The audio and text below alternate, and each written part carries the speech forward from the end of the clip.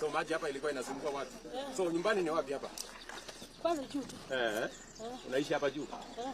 Sasa singekaribisha uende huko. Ama?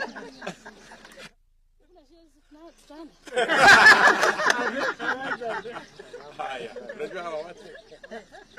Hawa watu ni wageni sana na mimi ni mgeni pia. Unaweza kuniona? Kabisa. Kabisa Lakini nimekuja hapa Kaskeu mara nyingi. Nimetembea huku ama bado. Very good.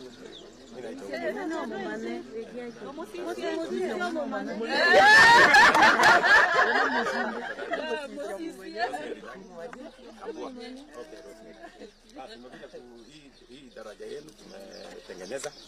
Sasa watu watakuwa salama, maji haitawasumbua, mafuriko haitawasumbua. Si ndio hiyo?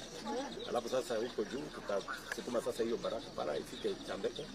Ikifika Chambeke pale tusukume mpaka iende kwa milima pale Kikoko. Umeshawahi kufika Kikoko? Hiyo inasumbua sana. Ile ya Kikoko So tumalize hiyo. Malize Kikoko. Haya. Okay, Rosemary. Asante sana. Asante.